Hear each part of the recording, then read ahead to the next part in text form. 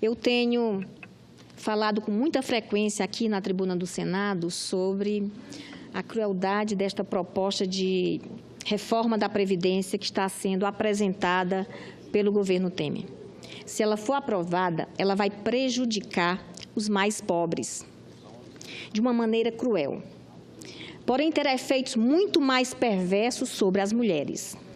Nós não podemos deixar, num momento como esse, em que teremos amanhã grandes manifestações pelos direitos das mulheres, de contestar essa reforma que atinge em cheio as mulheres brasileiras. Esta reforma, ela se insere no que eu chamo de conta do impeachment. Não é por outra razão que se mobilizou uma expressiva base parlamentar para aprovar o drástico corte dos gastos sociais representado pela chamada PEC 55. Gerações de brasileiros terão acesso aos serviços públicos comprometidos por conta deste compromisso fisiológico e político do atual governo. Mas a conta não foi quitada ainda.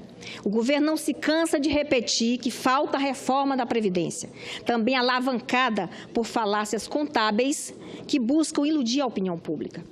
Isso sem falar na chantagem que foi a campanha de marketing do partido do presidente, dizendo que se a reforma da Previdência não fosse aprovada, corria o risco de acabar com o Bolsa Família.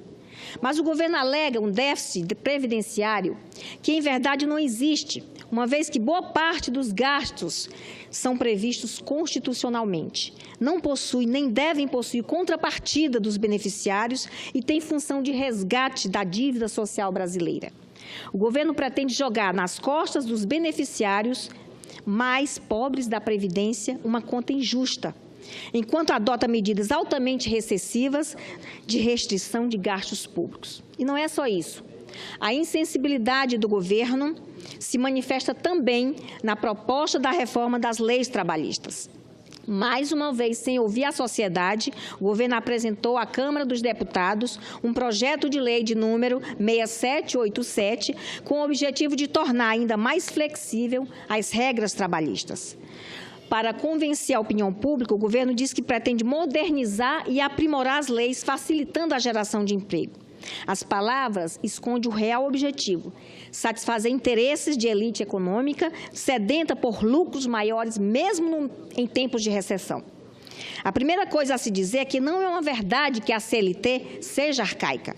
Embora seja da década de 40, a consolidação das leis trabalhistas vem sendo alterada ano após ano por diversas iniciativas legislativas, de modo a se adaptar às novidades do mundo do trabalho. Não é verdade também que a nossa legislação trabalhista seja rígida e dificulte investimentos. As relações individuais do trabalho já podem ser modificadas por meio de negociação coletiva, até mesmo com redução salarial e flexibilização da jornada de trabalho para evitar o pagamento de horas extras. O aviltamento das condições de trabalho dos brasileiros, com redução drástica de salários e de direitos trabalhistas, terá efeitos altamente negativos. Primeiramente, porque vai deixar desprotegidos milhões de trabalhadores, aumentando os riscos sociais. Além disso, vai reduzir o peso da renda do trabalho na economia, dificultando ainda mais a recuperação do crescimento. Estudo da OIT, feito em 63 países, aponta exatamente isso. A diminuição da proteção trabalhista não estimula a criação de empregos e não é capaz de reduzir a taxa de desemprego. O que o trabalhador precisa é de mais proteção e não menos.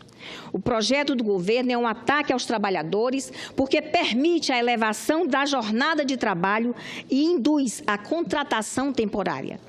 Ao permitir a prevalência do negociado sobre o legislado, promove a volta a um Brasil arcaico, a um tempo em que o trabalhador era considerado um cidadão de segunda classe. Em pouco tempo, esse governo estaríamos retornando ao Brasil da República Velha e da política das oligarquias.